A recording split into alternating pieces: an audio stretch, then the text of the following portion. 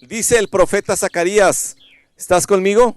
Zacarías 4:6, lo leemos en voz alta juntos. No será por la fuerza, ni por ningún poder, sino por mi espíritu, dice el Señor Todopoderoso. Padre, te pedimos que ese espíritu esté sobre nosotros el día de hoy, y que no haya nada, Señor, ni en nosotros, ni fuera de nosotros, ni entre nosotros, que pueda estorbar tu obra el día de hoy, Padre. Ven con poder, con tu espíritu, a cada corazón. Te lo pedimos en el nombre de Jesús. Amén.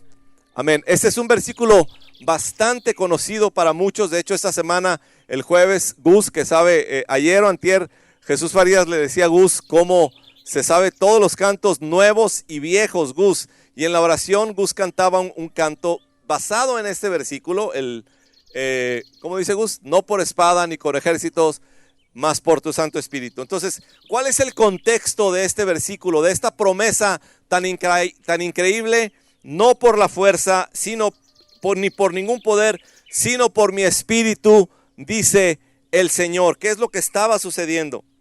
El libro del profeta Zacarías está escrito después de que el pueblo de Israel regresó de un exilio de 70 años. Ellos habían desobedecido a Dios. Dios les había dicho, si ustedes no cumplen mis mandamientos, va a venir otra nación y se los va a llevar cautivos. Y eso fue exactamente lo que sucedió.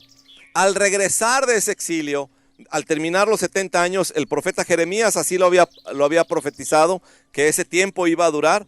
Al regresar de ahí, los profetas Zacarías y Ageo, que está ahí junto con Zacarías, el libro de Ageo, habían exhortado al pueblo de Israel a reconstruir la ciudad de Jerusalén y a reconstruir el templo, ¿sí? La casa de Dios. Y de esa manera iban a ver el cumplimiento de las promesas que antiguamente Dios le había dicho a Israel. Ahora, lo que aquí dice la promesa es que al regresar del exilio, el ver el cumplimiento de las promesas no se iba a lograr ni por esfuerzos políticos, ni por ejércitos, ni por talentos humanos, sino que ahora sería por la dependencia absoluta en el Espíritu de Dios. No será por la fuerza, no será por ningún poder, sino será, y decimos juntos, por el Espíritu de Dios. Esa era la idea que Dios quería comunicar a través de este profeta. Ahora, el templo que esta gente, que el pueblo de Israel había conocido antes de ser llevados al exilio, era una cosa majestuosa, era una edificación y un edificio increíble. Yo no tengo el tiempo ni ustedes de platicarles todos los detalles, pero imagínate, si recuerdo bien, se emplearon para la construcción de este templo 86,000 personas. O sea, ¿qué te puedas imaginar que se necesiten 86,000 obreros para una construcción? ¿Qué puede ser? No solo eso, dice el libro de las Crónicas, que por dentro, el templo, nada más por dentro, el templo estaba cubierto por 23 toneladas de oro. O sea, 23,000 kilos de oro era el recubrimiento interno del templo, 23,000 kilos. Se utilizaron clavos, y ahí dice Segunda de Crónicas que cada clavo pesaba medio kilo de oro. O sea, si usaron 1 o si usaron 1,000, muchísimo oro, más las 23,000 toneladas. Y aparte, tardaron 20 años en llevar a cabo esta construcción. Entonces, imagínate la majestuosidad del templo que Salomón había construido para Dios, conforme las ordenanzas que su padre, el rey David, le había dado. Pero te digo una cosa, nada de eso, ni las 23 toneladas de oro, ni los clavos, ni los 86,000 empleados, y todo lo que se relata ahí, creo que es en Segunda de Crónicas 6 o 7 o 5 por ahí, todo lo que ahí se relata no era lo más importante. Lo más importante era que Dios mismo había descendido a ese templo. Dios mismo había llenado la construcción con su gloria.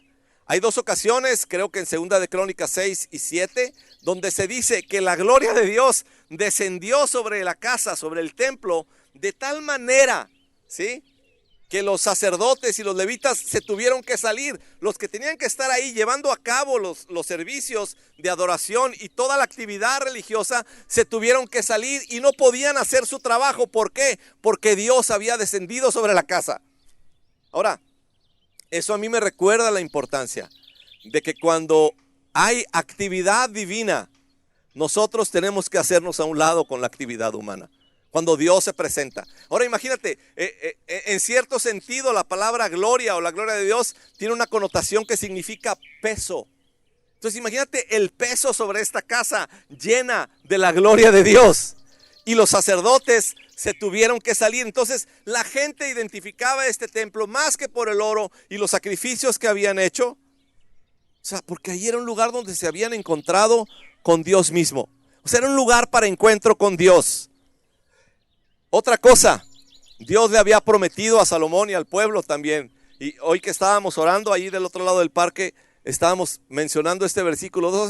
Dios había dicho, cada vez que ustedes oren en este lugar, o sea, imagínate nada más que Dios dijo esto, ahí van a estar atentos mis oídos, van a estar atentos mis ojos, y voy a poner mi corazón. O sea, toda la atención del ser de Dios estaba sobre este lugar.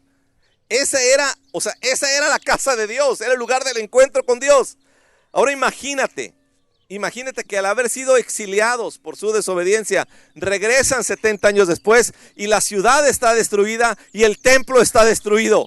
Imagínate el sentido de depresión, de que todo estaba, o sea, pues no iba a decir yo desmantelado, pero no, o sea, estaba destruido.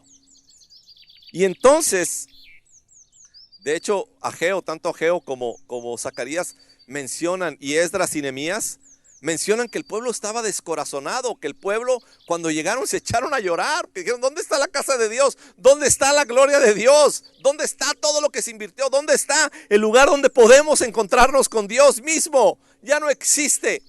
Y de ahí que los profetas les animaran y les dijeran, vamos a entrarle, vamos a echarles ganas, vamos a construir la casa de Dios otra vez.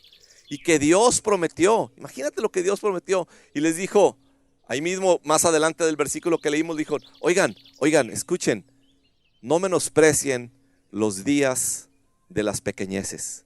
Ahorita se ven como ruinas, como decía el canto que cantaba hace rato Gustavo, cómo se ve a veces nuestra vida en ruinas, ¿sí? Pero ¿saben una cosa? Dijo Dios, la gloria postrera de esta casa va a ser mayor que la gloria primera. O sea, les estaba prometiendo, o sea, algunos de ustedes, de hecho, se le lanza la pregunta al profeta, ¿algunos de ustedes vieron la otra casa? Va a haber otra casa nueva y va a tener mucha más gloria que la primera. Y esto fue lo que les motivó a volver a construir este templo. Dios lo había prometido poner toda su atención. Por eso, al verlo así, sus ánimos estaban devastados. Pero, gracias Ale. Pero Dios les da promesas de restauración. Recordemos una cosa, Dios es un Dios que restaura todas las cosas. Y en el mismo espíritu de lo que cantábamos y de lo que Gustavo nos decía, o sea, hay cosas a lo mejor que están devastadas. Hay cosas a lo mejor que están en cenizas. Hay salud que está afectada. Hay economía que está afectada. Hay mi vida que esté afectada. Pero Dios aparece y le dice al pueblo de Israel, va a haber un ingrediente indispensable para la restauración. Y ese ingrediente indispensable será mi espíritu, dice el Señor. O sea, toda la devastación que ven no se puede restaurar por fuerza ni por poder humano, sino, decimos otra vez, por mi espíritu, dice el Señor. Ahora,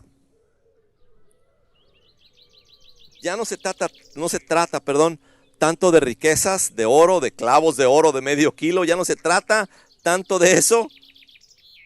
Ahora será por mi espíritu, dice Dios.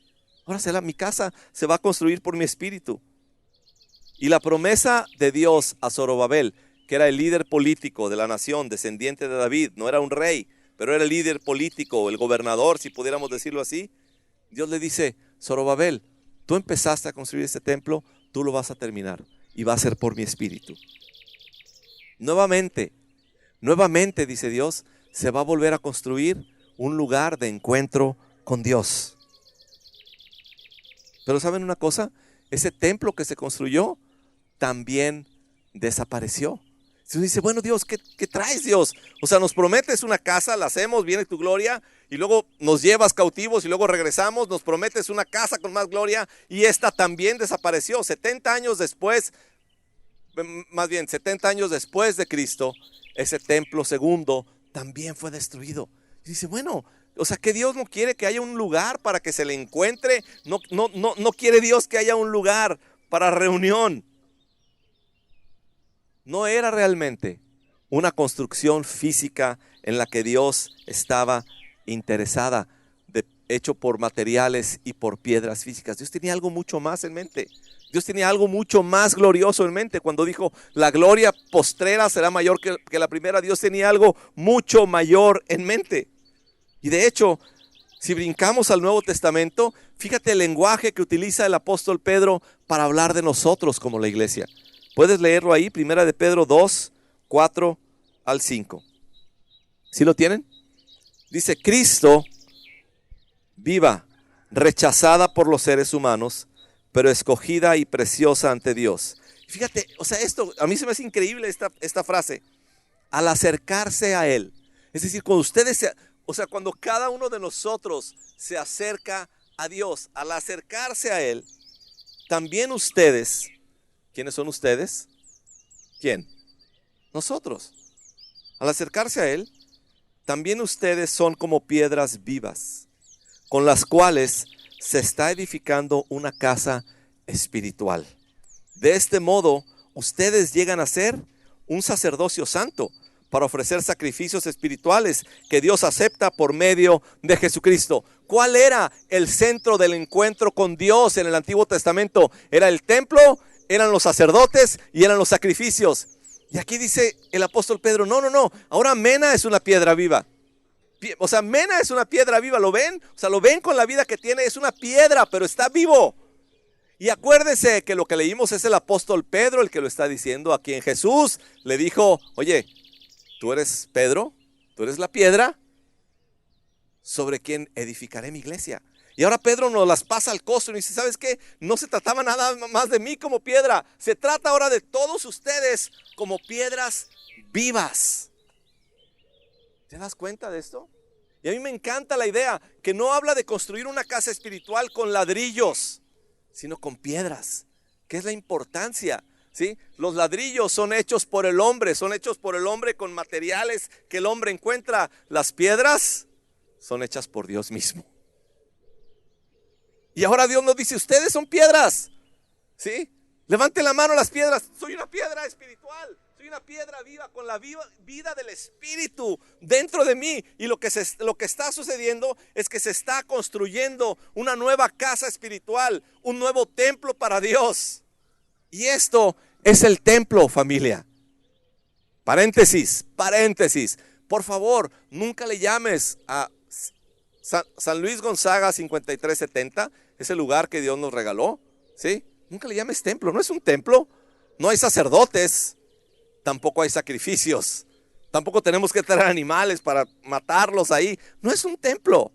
Ahora Dios no tiene esa idea, no tiene eso en mente de un templo glorioso con oro, con un montón de cosas ahí impresionantes. Dios dice: ahora estoy construyendo una casa espiritual con gente que se ha acercado a Jesús.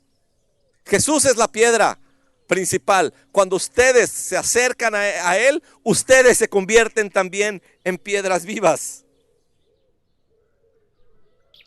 Y juntos, familia, juntos nos convertimos en un lugar de encuentro espiritual con Dios.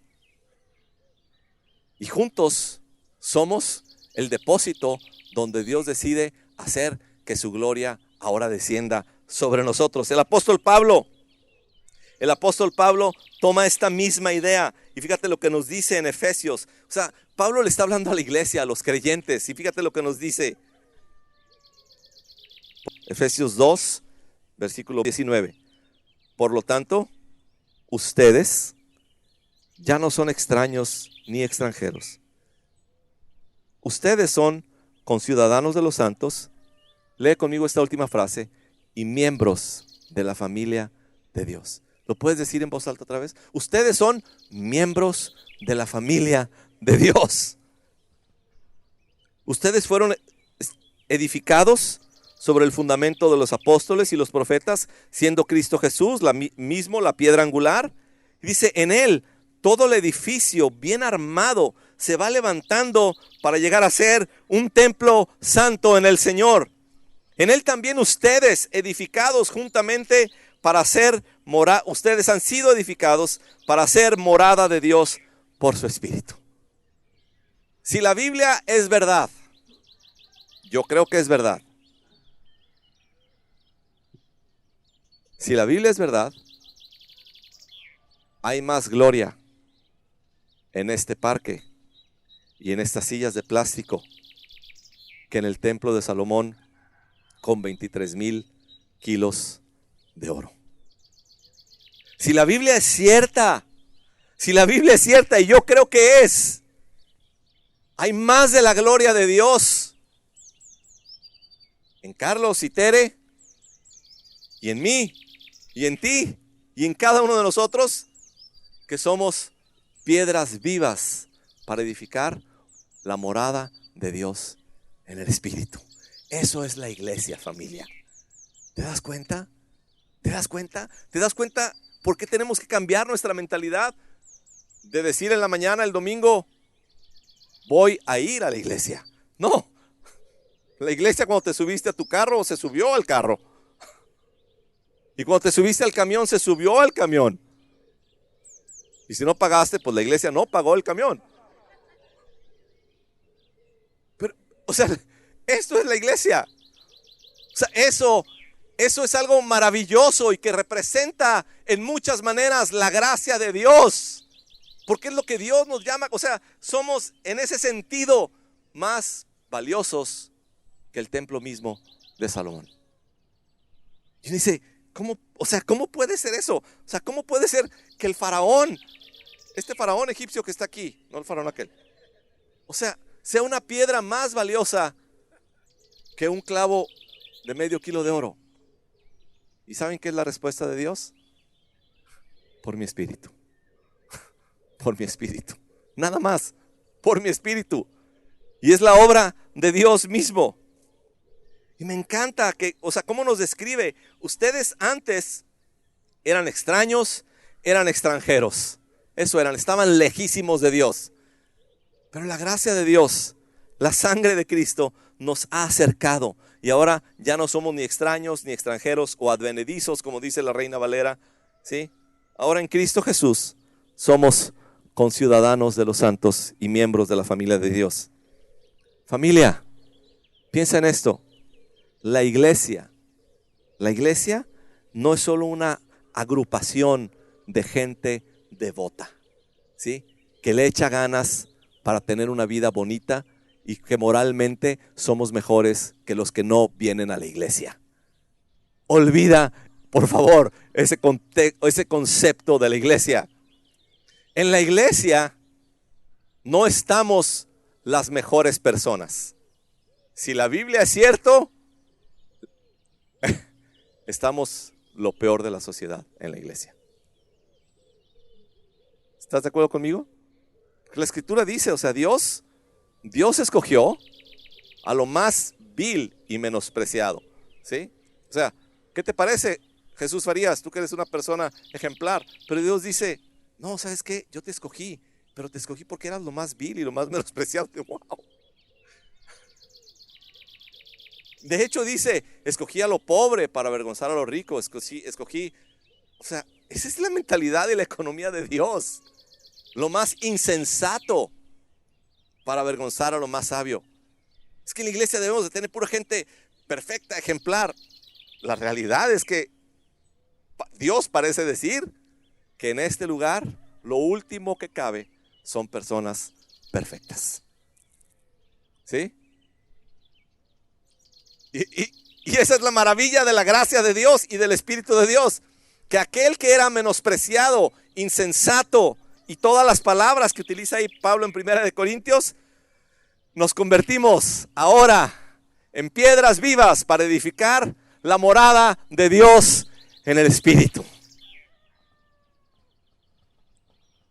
Les digo una cosa, está bien, no me avienten su Biblia. Bueno, ahora su teléfono, ese dolería más, yo creo, que la Biblia. Al ser miembros de la familia de Dios, una familia donde Dios es el Padre, que nos ha adoptado, nos ha aceptado, ¿sí? Ahora,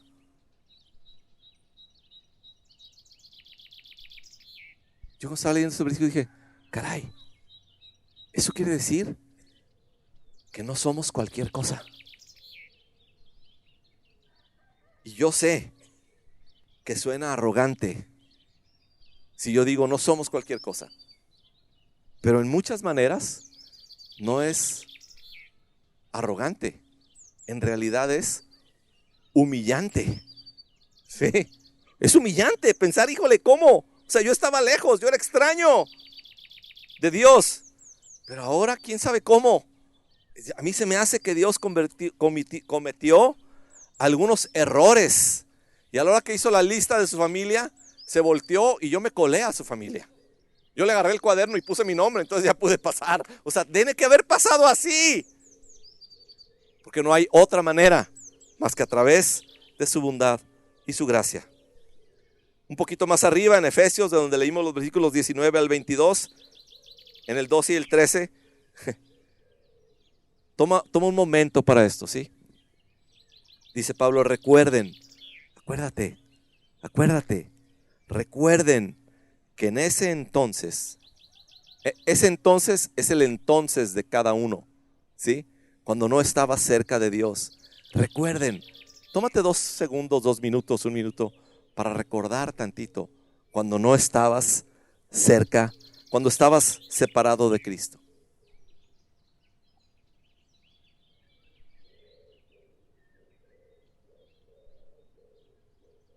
O sea, recuerda antes de venir a Cristo. Dice, recuerden que en ese entonces, cuando ustedes estaban separados de Cristo, excluidos de la ciudadanía de Israel y ajenos a los pactos de la promesa, sin esperanza y sin Dios en el mundo. Pero, a mí me encanta cómo el libro de los Efesios pone varios peros. Pero, ahora en Cristo Jesús, ustedes que estaban lejos, Dios los ha acercado mediante la sangre de Cristo. O sea,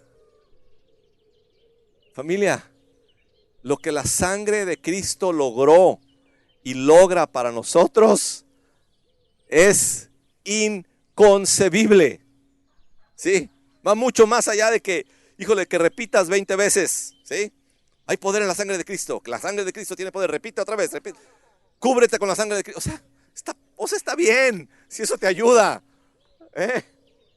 Está bien si eso te ayuda.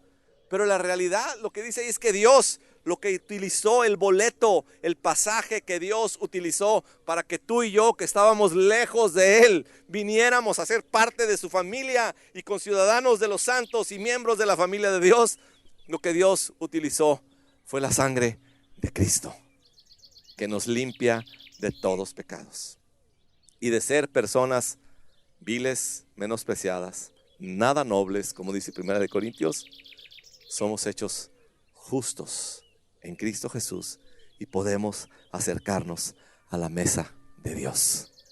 Y eso, dice Dios, no puede suceder con oro y con piedras preciosas y con 86,000 obreros. La única manera en que esto puede suceder, dice Dios, es por mi espíritu.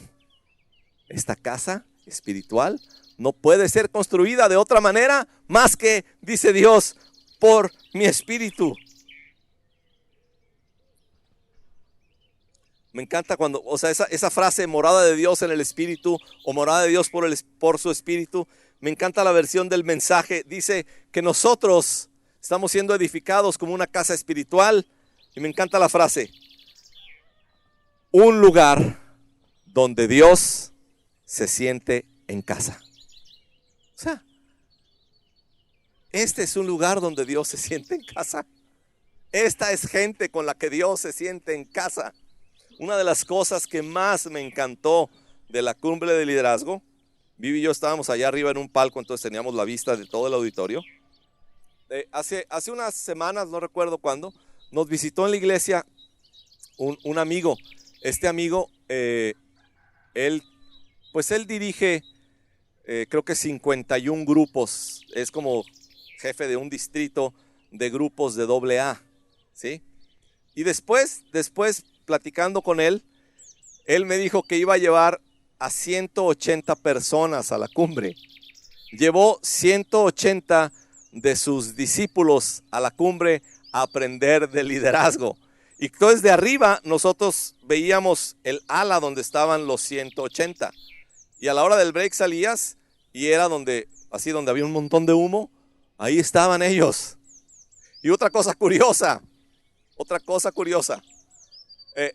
no sé qué hicieron ahí, pero hubo una música, un baile.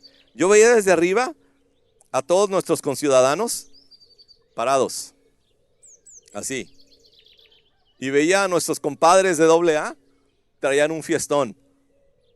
Y decíamos, es que les encanta la fiesta.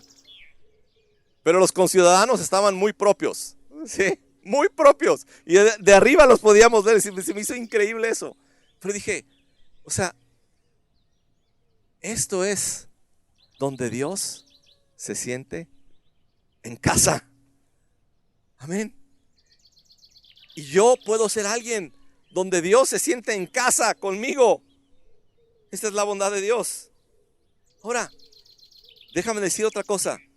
Si el Espíritu Santo, no es por fuerza ni por ningún poder, sino por el Espíritu, ¿por qué si el Espíritu Santo es tan clave para que esta casa espiritual sea edificada? Si es el Espíritu realmente quien le da vida y nos forma como iglesia, ¿por qué la iglesia en muchísimos casos somos tan negligentes en cuanto al Espíritu de Dios? Y no es algo nuevo, ni es de un sector de la iglesia, ni estamos diciendo de unos o de otros. Muy fácil es para nosotros decir, sí, las iglesias denominacionales así son. No. O sea, también las iglesias no denominacionales así somos. O sea, tenemos ahí como un rincón accesorio para el Espíritu Santo. Yo les mencioné un día el credo que en muchas iglesias tradicionales y no tradicionales se ora y se repite cada semana. Creemos en Dios Padre Todopoderoso, creemos en el Hijo, etcétera, etcétera. Y luego dice, creemos en el Espíritu Santo.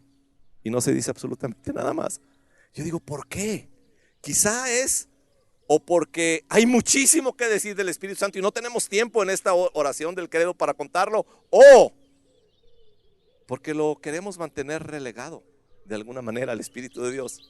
Y saben una cosa, creo, familia, que así como estamos reconociéndonos como la familia de Dios, como el templo espiritual, la morada de Dios en el Espíritu, creo que son tiempos, familia, en los que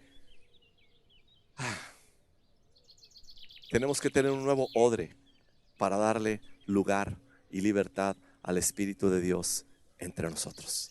Y yo sé que algunos dicen, híjole, qué padre, porque entonces voy a poder hacer todo tipo de locuras que a mí me encanta hacer en el nombre del Espíritu Santo. ¡No! Otros dicen, ay no, se van a poner, no sé qué van a inventar ahora en cuanto al Espíritu. ¡No, tampoco! Lo que queremos, como siempre, es ir a la Escritura y a través de la persona de Jesús decir, ¿qué es lo que dice Jesús acerca del Espíritu? ¿Qué es lo que la Escritura nos dice acerca del Espíritu? El que algunos reconocen como el mayor predicador en Inglaterra del siglo XX, algunos dicen que Martin Lloyd-Jones fue para la Inglaterra del siglo XX lo que Carlos Spurgeon fue para la Inglaterra del siglo XIX. Martin Lloyd-Jones dice esto, y me encanta. El más grande peligro para la iglesia es el divorcio que existe entre la doctrina y la vida. La doctrina y la experiencia. La separación entre la luz y el calor. O sea, la Biblia nos habla de una experiencia con el Espíritu. La Biblia nos anima a una experiencia de vida con el Espíritu. Y quiero mencionar algunas cosas. Hay muchísimas cosas que el Espíritu Santo, a medida que está edificando la iglesia, este templo, esta morada de Dios en el Espíritu, hay muchísimas cosas que el Espíritu Santo hace. Déjenme hoy enfocarme en dos. Y yo sé que algunos dicen, no, pero no dijiste aquello, no quitaste el otro. Denme chance de nada más decir dos, ¿sale? ¿Por qué es tan importante tener un molde y un odre donde demos más lugar, donde invitemos la presencia y la obra del Espíritu Santo?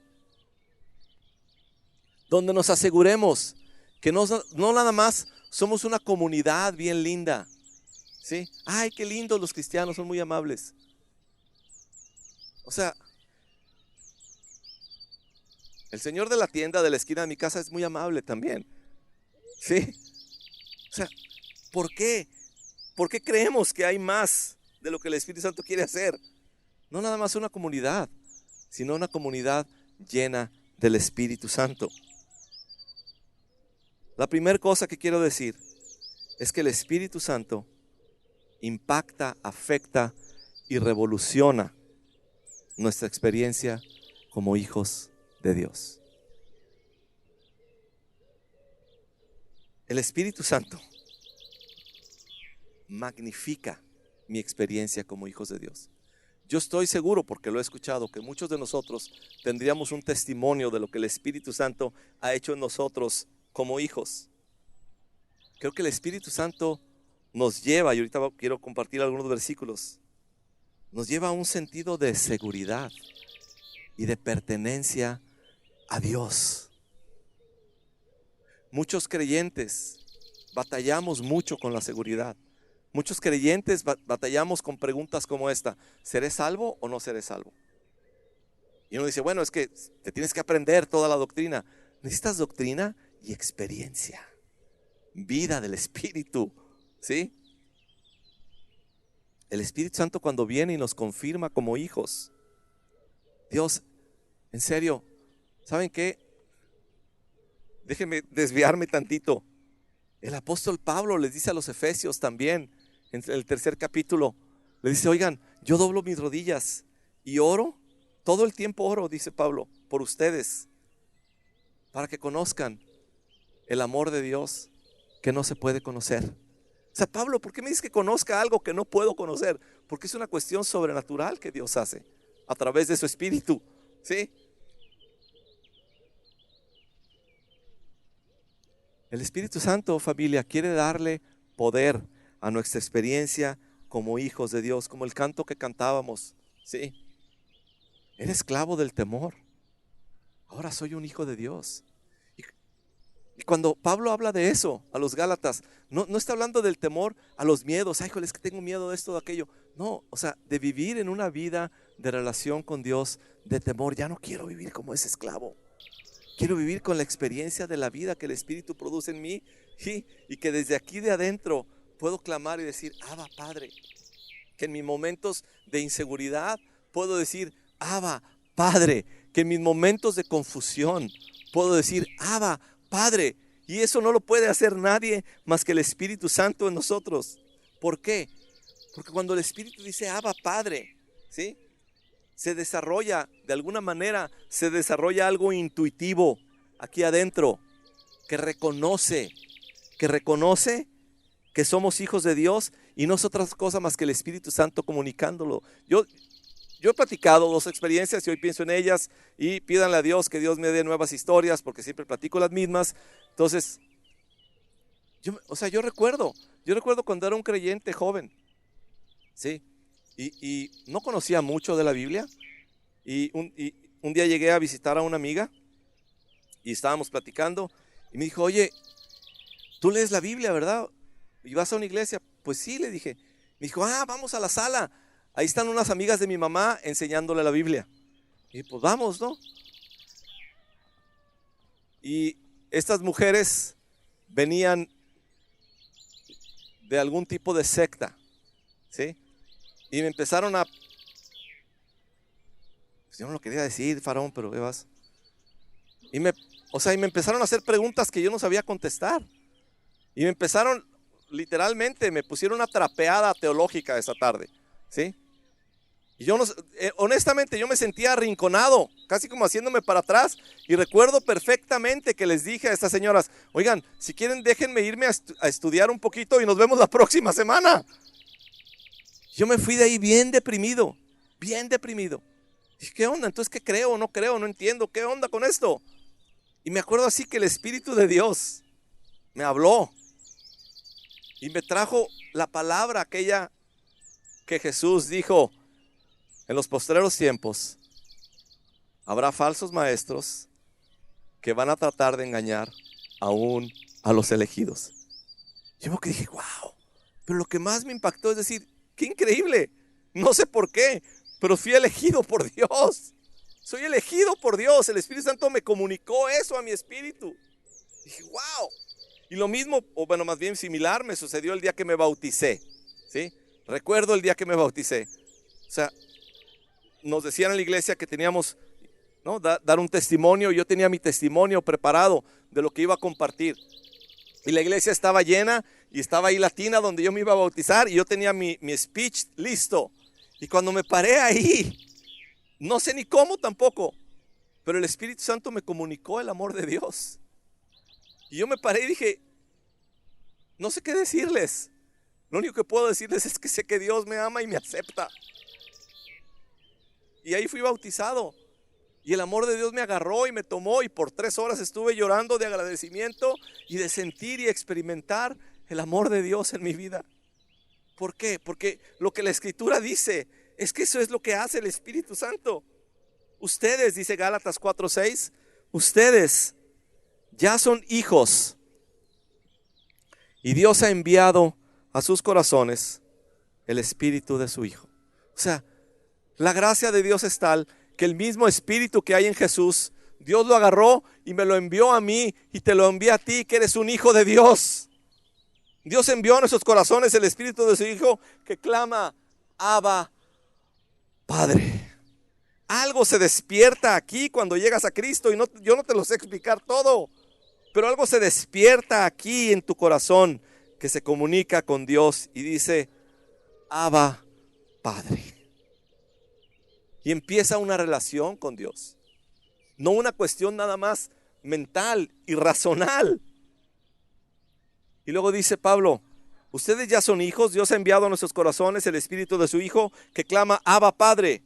Así que ya no eres esclavo, sino hijo, y como eres hijo, Dios te ha hecho también heredero. Eso quiere decir que yo no, si era esclavo, ahora soy hijo, y si soy hijo, no nada más soy hijo, soy también heredero de Dios. O sea, ¿no te libera esto? ¿No te libera decir, wow, o sea, soy heredero de Dios? ¿Cómo? ¿Cómo? Y aparte no me tengo que pelear con el albacea ni con nadie más. Soy heredero de Dios. Soy heredero de Dios. ¿Qué quiere decir? Que Dios tendrá cuidado de mí en todas las cosas. Que no soy un esclavo nada más a la ley, a cumplir con mandamientos, que es el sentido de la carta de los Gálatas, sino que he sido traído a libertad, a una relación de hijo. Sí, que no tengo que llegar con Dios y decir, ya cumplí, sino decir, soy hijo. Y como soy hijo, soy heredero. Y llego delante de Dios y mi lenguaje con Dios es Abba, Padre. El Dios de los cielos, allá en el cielo gigantesco, es también el Dios más cercano. Y es Padre cercano. Y eso nada más lo puede hacer el Espíritu. Y le dice Pablo a los Romanos, que es una carta muy similar a los Gálatas. Y esta esperanza no nos defrauda, porque Dios ha derramado su amor en nuestro corazón por el Espíritu Santo que nos ha dado. O sea, ¿qué dice ese versículo? Tenemos una esperanza. Somos el pueblo de esperanza, como lo hemos dicho aquí. Esa esperanza no nos defrauda. ¿Por qué? Porque Dios ha derramado su amor en nuestro corazón por el Espíritu Santo que nos ha dado. O sea, Dios agarró su amor. Dios agarró su amor y lo derrama todo sobre mi vida, sobre mi corazón. Esa es la experiencia con el amor de Dios. Esta es la experiencia a la que el Espíritu Santo quiere traernos por el Espíritu que nos ha dado. Dice un comentarista llamado Douglas Moo acerca de esta palabra. Nuestra experiencia de Dios como Padre. ¿Estás escuchando esto? También tienes la cita ahí en tu teléfono. Nuestra experiencia de Dios como Padre no viene de una consideración racional, ni por un testimonio externo, sino por una verdad profundamente sentida e intensamente experimentada. Muchas veces hemos dicho, a ver, o sea, ¿seré hijo de Dios o no? Ahí pon tu nombre, está bien, ¿no? No tengo problema con ello, pero de tal manera amó Dios al mundo que ha dado su Hijo unigénito para que todo el que cree no se pierda, mas tenga vida eterna. Pon tu nombre ahí. De tal manera Dios amó a Oscar para que si cree en él no se pierda, mas tenga. Ok, entonces yo. Mirad cuál amor nos ha dado el Padre. Mirad cuál amor le dio Dios a Oscar para que sea llamado Hijo de Dios. Eso está padre, pero se queda nada más en una cuestión racional. Y la idea de Dios por su Espíritu Santo, y yo sé que he usado este ejemplo muchísimas veces, pero me encanta. Esta es la idea del derramamiento de Dios, de su amor sobre nosotros. Esa es la idea. Ha sido derramado. Ha sido derramado completamente. Y por eso es una experiencia no racional ni de un testimonio externo. Es una experiencia, como dije, profundamente sentida e intensamente experimentada. Amén. No es algo racional, ni algo que de afuera te platican. Es algo que de su interior correrán de aquí de adentro. El Espíritu viene e inunda nuestra alma. Ha sido derramado sobre nosotros, dándonos poder. Y no solo hablamos de poder para señales y maravillas. Sí, creemos en ellas, las esperamos, sino el poder de reconocernos como hijos de Dios. Mirad cuál amor. O sea, Juan, el apóstol Juan, escribe en un tono de asombro en 1 de Juan 3:1. Oigan, miren el tipo de amor que Dios nos ha dado para hacernos hijos de Dios. Y es el mismo Juan que en el principio de su evangelio 1:12 dice, oigan, a que ni saben que Jesús vino y los que lo tenían que recibir, a que ni saben que estos bola de no lo recibieron, pero a los que le recibieron les dio el poder de ser hechos hijos de Dios. No se te hacen así en serio. O sea, ¿cómo puedes mantener la misma cara? No te creas. No te creas. O sea, en serio, o sea, ¿qué es esto? O sea, mirad cuál amor, o sea, de eso se trata, familia, el evangelio de la gracia del Señor Jesucristo, que soy hijo y no soy esclavo y mi relación es Abba Padre, ¿sí? Y como hemos dicho muchas veces, cuando caigo y cuando peco, no tengo que ir con el juez a que me lea la ley, sino que voy al desayunador de la casa y platico con mi papá y ahí se arreglan las cuentas con el Padre.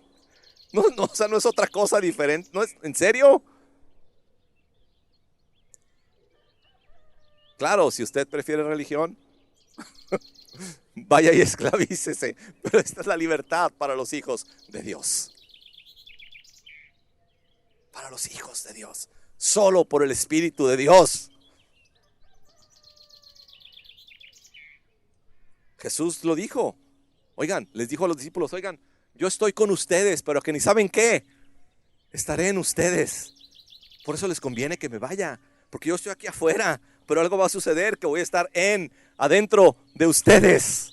Y de eso se trata el plan de Dios y de la experiencia del Espíritu de Dios con nosotros. No dijo Juan el Bautista cuando apareció Jesús, dijo, oigan, ahí viene uno, yo los bautizo con agua, pero ahí viene uno que los va a bautizar con el Espíritu Santo. Y la palabra bautizar, ¿sí? No significa en ningún lugar una embarradita externa, significa una sumersión completa. O sea, lo que Juan dijo en el idioma de Juan lo que dijo es, oigan, ahí viene uno que los va a agarrar y los va a meter al fondo de la alberca del Espíritu Santo. Se van a sentir como que se ahogan Esa es la experiencia para los hijos de Dios, familia. ¿Siguen conmigo? Y por eso Romanos 8:16 dice, el Espíritu mismo le asegura a nuestro espíritu que somos hijos de Dios. ¿Seré o no seré? Es que hoy me porté bien, ayer me porté mal. No, eres hijo de Dios. Es el Espíritu el que quiere venir a tu corazón y decirte, eres hija de Dios. Y esa es la experiencia del creyente. Está maravillosa, ¿a poco no?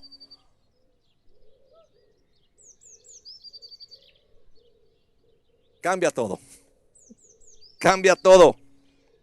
Este mismo señor Douglas Moo, cuando habla de esa palabra derramado, que ha sido derramado en nuestros corazones, él dice, hablando de derramado, dice, es una abundante y extravagante efusión. De eso se trata la palabra derramado. Una abundante y extravagante efusión. Y a veces todos hemos dicho alguna vez, bueno, es que cuando llegas a Cristo ya recibes el Espíritu y hasta ahí y ya lo tienes. O sea, sí. Sí, porque no pudiste haber llegado a Cristo sin la obra del Espíritu en tu corazón. Pero al parecer hay otra efusión y otra efusión y otra efusión y sigue derramando Dios. O sea, honestamente, o sea, como hemos dicho antes, ¿no? O sea, Dios no es con nosotros como el marido aquel, ¿sí? Que su esposa le dice, es que nunca me dices que me quieres. ¿Se acuerdan de él? Y el cuate le dice, hace 25 años que nos casamos, te dije que te amaba. Si cambio de opinión, yo te aviso. O sea, Dios no es ese.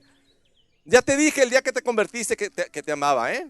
Ya, con eso que te baste. Y de aquí en adelante, apréndete mejor todos los versículos y toda la doctrina. No, no separemos la luz del calor de la experiencia. ¿Estás conmigo? O sea, Dios es un Dios que todos los días quiere decirme, o sea, yo creo que Esteban está harto de mí, mi hijo Esteban. Todas las noches escucha estas palabras. Buenas noches, te amo. Yo quería decir, ya vino mi papá, me dijo otra vez lo mismo. Pero todos los días quiero decírselo. Y no quiero que pase un día sin que él sepa cuánto lo amo. Y Dios, nuestro Padre, no quiere que pase un solo día sin que tengamos la experiencia de cuánto nos ama. Híjole, es que hoy no leí la Biblia, entonces no voy a saber si Dios me ama. O sea, no. Pablo le dice a los Corintios, 1 Corintios 2:12, nosotros no hemos recibido el espíritu del mundo. Lo que hemos recibido es el espíritu que procede de Dios para que entendamos lo que por su gracia Él nos ha concedido. El Espíritu Santo todos los días quiere revelarnos lo que Dios en su gracia nos ha concedido, y creo que eso es lo que está haciendo con nosotros el día de hoy. Amén. Y yo debo de terminar. Y voy a terminar nada más diciendo una cosa. Sí, la otra, dije que iba a decir dos, dije una nada más. Es ese Espíritu Santo. Hace un mes hablamos de una iglesia para otros. Es imposible ser una iglesia para otros sin el Espíritu Santo. Por eso Jesús abrió su ministerio público una vez que le dieron un rollo y leyó el profeta Isaías. ¿Y qué leyó? Nada más y nada menos que estas palabras que ahí tienes. El Espíritu del Señor está sobre mí, por cuanto me ha ungido para anunciar buenas nuevas a los pobres. Me ha enviado a proclamar libertad a los cautivos y a dar vista a los ciegos, a poner en libertad a los oprimidos y pregonar el año del favor del Señor. El deseo de Dios no es nada más que nosotros como hijos experimentemos su amor. El deseo de Dios es que el pobre escuche buenas noticias, es que el ciego reciba la vista, es que el que está cautivo en sus vidas, en su pecado, en sus vicios, en sus ataduras emocionales, sea liberado. Y por eso, en la oración Dios decía una cosa hace rato: la idea del Espíritu Santo es para mí como hijo, pero no es para mí, o no es para que yo lo guarde. El Espíritu de Dios quiere ir al mundo, pero a través de la iglesia. Y por eso está haciendo su obra en nosotros, familia. Y estoy seguro que si nos abrimos y le damos lugar al Espíritu de Dios en nuestra vida, vamos a empezar a tener la dirección de Dios para ir al pobre, al cautivo, al preso, a predicar el favor de Dios a quien lo necesita. Y la realidad es que Dios está preocupado por el pobre, está preocupado no nada más por ti, claro que por ti también, pero quiere abrirte los ojos y creo que el Espíritu de Dios lo va a hacer entre nosotros. Amén. Dios los bendiga mucho. Gracias.